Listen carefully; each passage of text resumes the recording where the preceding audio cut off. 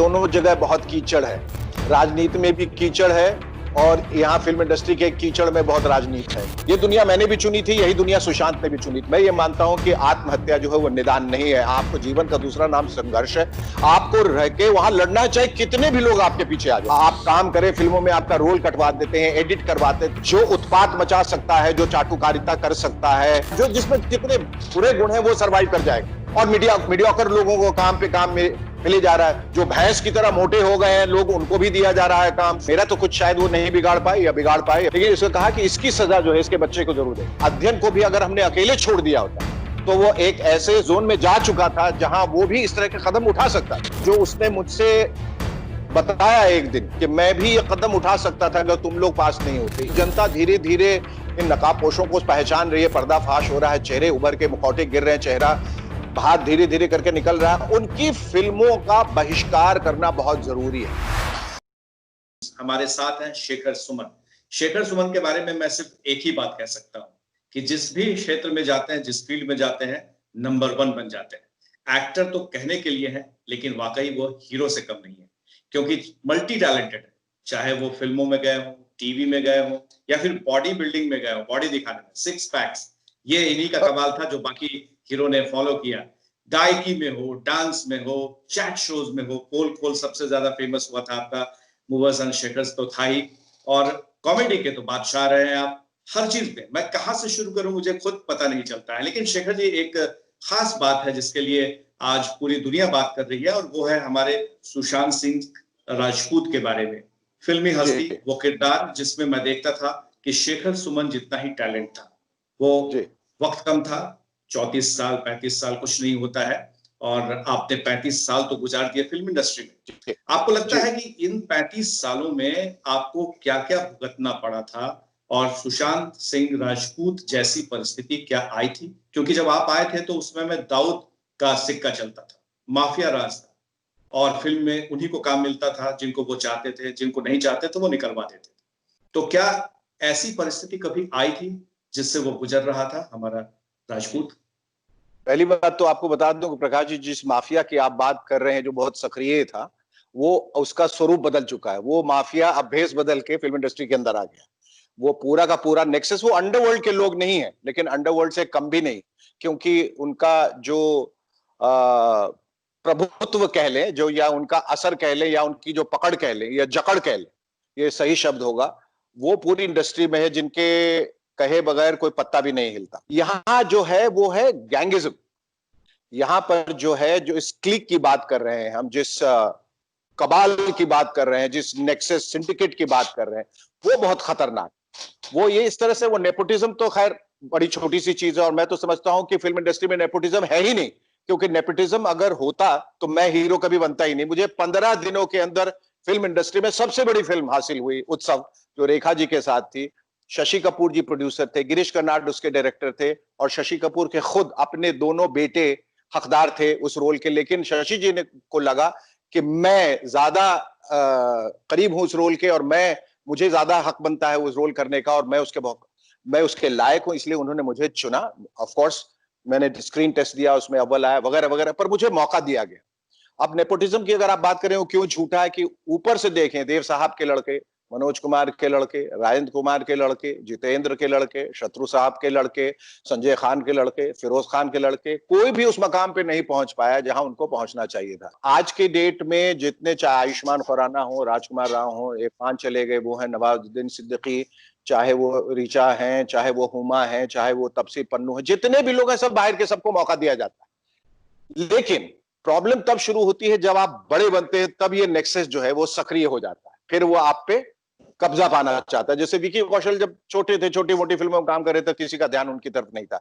जैसे ही बड़े बनते हैं, नेक्सस कहता है अब इसे अंदर लाओ, हमारे घेरे में लाओ, हमारे दायरे में लाओ, फिर उस पर वो कब्जा कर लेते हैं, उससे कॉन्ट्रैक्ट साइन कराते हैं। आपने आवाज भी उठाई थी, मुझे याद है इस बारे में आपसे मैंने एक बार इंटरव्यू किया था, तो आपने कहा था कि बहुत कुछ यहाँ होता है जिसको मैं बोलना चाहता हूँ, बताना चाहता हूँ, लेकिन लोग हमें ही उसके बाद हमारे ऊपर हमला करने लगते हैं। वो क्या वाकया था?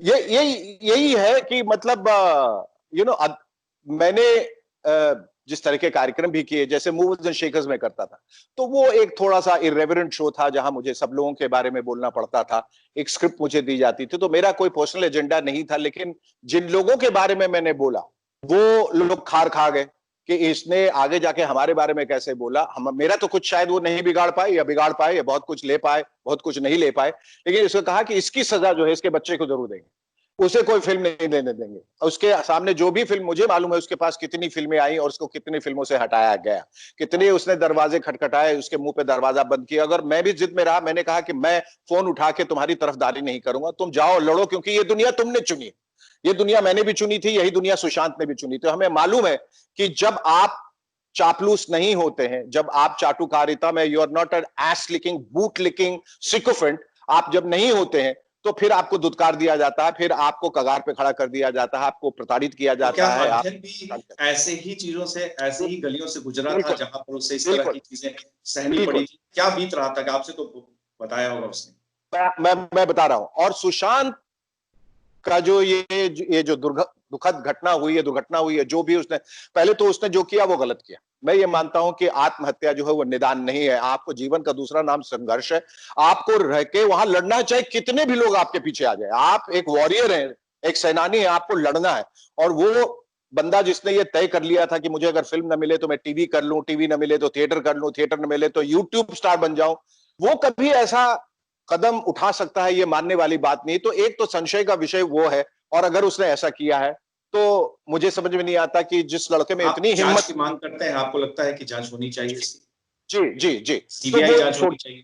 जी, और वो परेशान होके अगर इस तरह के अगर कदम उठाता है तो वो गलत है। लेकिन मैं कहता हूं अध्ययन को भी अगर हमने अकेले छोड़ दिया होता तो वो एक ऐसे जोन में जा चुका था जहां वो भी इस तरह के कदम उठा सकता। और वो बहुत भयावह है जो उसने मुझसे बताया एक दिन कि मैं भी ये कदम उठा सकता था अगर तुम लोग पास नहीं होते। तो जो सुशांत के साथ हुआ बहुत दुखद है। हम इसकी जांच की मांग कर रहे हैं। हम चाह रहे हैं कि सब लोग मिलकर इसको कम से कम एक क्लोजर दे दे, ताकि जितने उसके चाहने वाले हैं उनको ये इत्मीनान हो जाए कि ऐसा ऐसा हुआ और इसकी कोई और वजह नहीं। आप जब गए थे इंडस्ट्री में तो उस वक्त में एक शब्द था गॉडफादर। ये गॉडफादर क्या वही माफिया हुआ करते थे? वही लोग हुआ करते थे जो सिंडिकेट चलाते थे, उन्हीं गॉडफादर कहते थे? हाँ भी और ना भी। कभी कभी कोई आपको वाकई चाहता था तो आपका गॉडफादर बन जाता था, लेकिन अक्सर जो है गॉडफादर वो सिंडिकेट का ही हिस्सा होता था। क्योंकि गॉडफादर वही बन सकता था जिसके पास इतना पावर रहता था कि वो कास्टिंग पे दखल अंदाजी कर सके, म्यूजिक पे, गाने पे, हीरो हीरोइन सबका चयन वही कर सके। तो इसके अलग अलग रूप, इसका अलग अलग स्वरूप आता गया है, लेकिन वो नेक्सस, वो सिंडिकेट, नेपोटिज्म नहीं, गैंगिज्म, वो हमेशा सक्रिय रहा है। अब बहुत ज्यादा हो गया। यही तय करता है कि कौन सी फिल्में बनेंगी, यही तय करता है इसमें कास्ट क्या होगा, क्या होगी, इसमें कौन म्यूजिक डायरेक्टर, कौन गायक होंगे। आप देखिए कितने गायक जो हैं वो जाते हैं, गाते हैं, और थोड़ी सी मतभेद के बाद उनको पता चलता है जब फिल्म रिलीज हुई इनकी आवाजें गायब कोई और डब करके चला गया, जो उनको बताया भी नहीं जाता है। कितने लोगों की कास्टिंग होती है फिर उनको निकाल दिया जाता है। इसलिए मैं नेपोटिज्म की बात करता है कि कोई अपने बेटे को कास्ट कर रहा है, कोई बात नहीं, लेकिन आप दूसरे किसी प्रोडक्शन हाउस में कोई कास्टिंग हो रही है उसको हटा के अपने लोगों को या अपने किसी भाई भतीजे को वहां बैठाएं, वो नेपोटिज्म है। तो ये है। फिर इनके हाथों में पूरा कब्जा होता है थिएटर का। तो जब फिल्म रिलीज होती है तो ये सारे थिएटर्स पे कब्जा कर लेते हैं, और बाकी जितनी फिल्में रिलीज हो रही हैं चूंकि वो नेक्सस का हिस्सा नहीं है, उनको बर्बाद कर देते हैं, उनको शो टाइमिंग नहीं देते, उनको थिएटर्स नहीं देते, वो दूर दराज कहीं लग जाती है और वो फिल्में फ्लॉप हो जाती हैं, और इनका धंधा चलता रहता है। इसको रोकने का सिर्फ एक ही ये उपाय है कि जनता को मालूम है, जनता धीरे धीरे इन नकाबपोशों को पहचान रही है, पर्दाफाश हो रहा है, चेहरे उभर के, मुखौटे गिर रहे हैं, चेहरा बाहर धीरे धीरे करके निकल रहा है। उनकी फिल्मों का बहिष्कार करना बहुत जरूरी है। उनको बताना है कि आप जो मीडियोकर टैलेंट लेके आ रहे हैं, जो बिल्कुल टैलेंट लेस है, उनकी फिल्में हम नहीं देखेंगे। चूंकि आवाज उठ रही है तो वो थोड़ा दब जाएगा, और फिर वो जो है जब आवाज कम हो जाएगी ये फिर बिल्कुल जो है आप सही कह रहे हैं। ये आवाज उठ गई है खतों पे आ तो जाए। इसे आगे भी, अब ये जो आगाज है इसको अंजाम तक पहुंचाने की बात है। तो एक मीटू कैंपेन शुरू हुआ था, हालांकि वो पुरुषों के खिलाफ था। तो आपको लगता है कि इस तरह की कोई कैंपेन चलाने की जरूरत है? जो घटना राजपूत के साथ हुई है वैसी घटना ना हो? मेरे ख्याल से कैंपेन तो चल ही रहा है, बहुत सारी आवाजें उठ रही हैं, और बहुत सारी आवाजें एक साथ मिलके अब इस के अंजाम की बात कर रही हैं कि हमें इसका क्लोजर दो, हमें बताओ कि ये क्या हुआ है, क्योंकि ये नॉर्मल सर्कमस्टांसेस में, अब देखिए अगर सुशांत सिंह की तरफ देखते हैं, और ये सिर्फ हम एक एक प्रेमाइस पे, एक कंजेक्चर पे बात कर रहे हैं, हम एक अटकलें लगा रहे हैं कि जो उसके पास सब कुछ था, तो फिर ऐसी क्या वजह हुई कि उसको सुसाइड करना पड़ा। और मैं बार बार कह रहा हूं कि जब हम कहते हैं कि वो बहुत ही एक ब्रिलियंट स्टूडेंट रहा, इंटेलिजेंट था, रिस्पॉन्सिबल था, वो पहली बात तो आत्महत्या करता नहीं, क्योंकि जिस तरह की बातें वो कर रहा था कि मैं आखिरी दम तक लड़ूंगा, और अगर करता भी तो मैं दावे के साथ कहता हूं कि वो एक सुसाइड नोट छोड़ के जाता है। ऐसे जितनी भी घटनाएं हुई उसमें जब लोगों ने आत्महत्या की है तो उन्होंने कहा कि ये मेरे अपने मानसिक तनाव की वजह से मैं कर रहा हूं, और इसका दोषी किसी को न ठहराया जाए। सुशांत में कम से कम इतनी जिम्मेदारी का एहसास तो था कि मेरे जाने के बाद अगर मैं कोई नोट नहीं छोड़ूंगा तो बहुत लोग इस घेरे में आ सकते हैं। तो इसलिए कह रहे हैं कि जांच की, उच्च स्तरीय जांच की बहुत सख्त जरूरत है, जहां हम ये पता कर सके कि ये वाकई खुदकुशी थी हम या किसी ने उसको इस कगार पे लाके खड़ा किया था कि वो आत्महत्या कर ले, या ये उसका खून किया गया। ये मैंने कुछ दिन पहले अभी शत्रुघ्न सिन्हा जी से बात की थी, जैसे आपसे मैं बात कर रहा हूं, तो उन्होंने खुलकर कहा था कि ये बड़ी बेरहम है फिल्म इंडस्ट्री, ये किसी को नहीं छोड़ता है, और सफलता जो है वो उससे ज्यादा असफलता उसका पीछा करती है, और फिर लोग किनारे हो जाते हैं, अकेलापन का एहसास होता है। तो क्या ये क्रूर चेहरा आपकी जिंदगी में भी आया है? बिल्कुल आया है, बिल्कुल आया है। वक्त देखिए, हर कोई, चाहे वो अमिताभ बच्चन हो, शत्रुघ्न सिन्हा हो, शाहरुख खान, हर कोई इस दौर से गुजरता है जब उसे ऐसा लगता है कि उसका हक उससे छीना जा रहा है, या मैं जिस चीज का दावेदार हूं, जो मुझे मिलना चाहिए वो मुझे नहीं मिला। मैंने जिंदगी भर बहुत मेहनत की, बहुत अप्रिसिएशन मुझे मिला, लेकिन वो जो एक्नॉलेजमेंट होती है ना, वो, और एक्नॉलेजमेंट कैसे मिलती है? जब आपको अवार्ड दिया जाता है, आपको रिवॉर्ड दिया जाता है, जब सब कुछ आपसे छीन लिया जाता है, आप लड़ते तो जाते हैं क्योंकि आप में वो हिम्मत है, न कहीं आपकी हिम्मत को तोड़ने की भरपूर कोशिश की जाती है कि इसको एक्नॉलेज ही मत करो, चाहे कितना भी बेहतर काम करे। तो मुझे ऐसा लगता है कि मुझे जिंदगी में एक्नॉलेजमेंट, सब कुछ मिलते हुए एक मकाम हासिल करते हुए, वो एक्नॉलेजमेंट जो अवार्ड के जरिए, रिवॉर्ड के जरिए, वो कहीं नहीं दी गई, वो दूसरे मीडियोकर लोगों को मिली। इसलिए तो आमिर खान ने इतने दिनों से अवार्ड लेना क्यों बंद किया? क्योंकि मालूम है कि वो रिग्ड है। अभी अक्षय कुमार कहीं कह रहे थे कि मुझे साफ तौर पे किसी ने फोन करके कहा कि आपको हम पैसे तो दे सकते हैं, लेकिन अगर आप आके यहाँ परफॉर्म करेंगे तो हम आपको आधा पैसा देंगे, परफॉर्म करेंगे और अवार्ड भी देंगे। तो उन्होंने कहा नहीं नहीं, आप मुझे पूरे पैसे दीजिए, अवार्ड आप अपने घर पे रख लीजिए।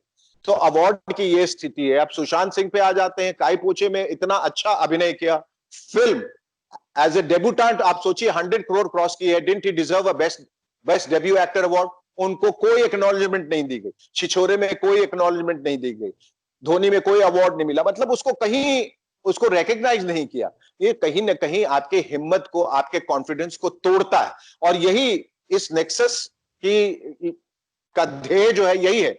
और मीडियाकर लोगों को काम पे काम मिले जा रहा है, जो भैंस की तरह मोटे हो गए हैं लोग, उनको भी दिया जा रहा है काम, जिनको एक्टिंग की ए नहीं आती उन्हें दिया जा रहा है काम। फिर तुम्हें क्यों नहीं दिया जा रहा? You have proved yourself time and again.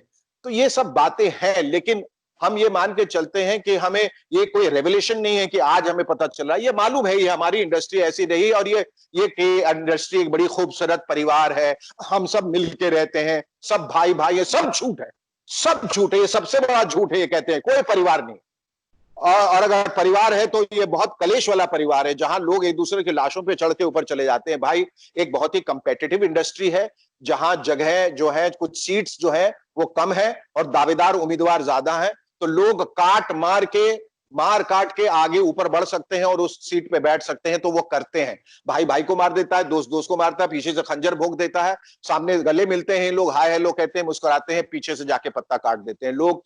आप काम करें फिल्मों में, आपका रोल कटवा देते हैं, एडिट करवा देते हैं। ये बहुत सहमी में, बहुत इनसिक्योर इंडस्ट्री है, और यहां ये है सर्वाइवल ऑफ द फिटेस्ट तो है ही, सर्वाइवल ऑफ द क्लेवरेस्ट भी है।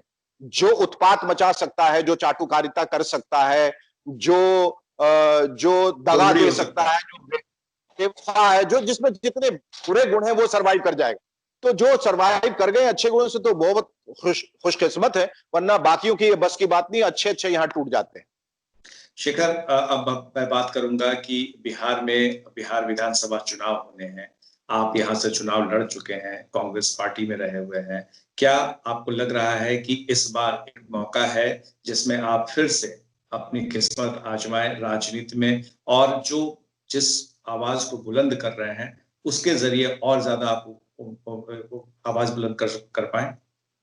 प्रकाश जी, पहले मैं तो हाथ जोड़ के माफी मांगना चाहूंगा कि मैं पॉलिटिक्स से बिल्कुल संलग्न नहीं ही हूं, और मैं किस्मत आजमाने नहीं आया था। मैं एक ध्येय के साथ आया। मेरा ये नहीं था कि चलो मैं एमपी बन जाता हूं तो ये भी एक तमगा लग जाएगा, MP member of parliament Shekhar Suman. मैं उस ध्येय से नहीं आया था, मेरी परवरिश ऐसी नहीं हुई है, मेरी सोच ऐसी नहीं है। मैं वाकई आया था कि आई ओ एवरीथिंग टू पटना। आज जो भी हूं मैं पटना और बिहार की वजह से हूं, और मेरा ये फर्ज बन जाता है, मेरा ये कर्ज है कि मैं उसको कुछ वापस दे सकूं। मुझे इस बात की ग्लानि और क्षोभ भी हुआ था कि मैं इतने दिनों तक पटना के लिए कुछ नहीं कर पाया, पर बेटर लेट देन नेवर। मुझे ऐसा लगा कि अब वक्त आया। मुझे ये ऑफर दिया गया, मैं किसी के पास नहीं गया था कि आप लड़िए, और मैंने सोचा कि अगर मैं लड़के पटना के लिए, भलाई के लिए कुछ कर सकूं, वहां के लोगों के लिए, वहां के गरीबों के लिए, वहां की व्यवस्था के लिए, वहां की परिस्थितियों के लिए अगर कुछ कर सकूं, कुछ सुधार कर सकूं, तो मेरे लिए बड़ी की बात होगी। आप पोल खोल प्रोग्राम चलाते थे और आज आपने दोनों जगह की पोल खोल दी है, और जबरदस्त तरीके से आपने कहा है।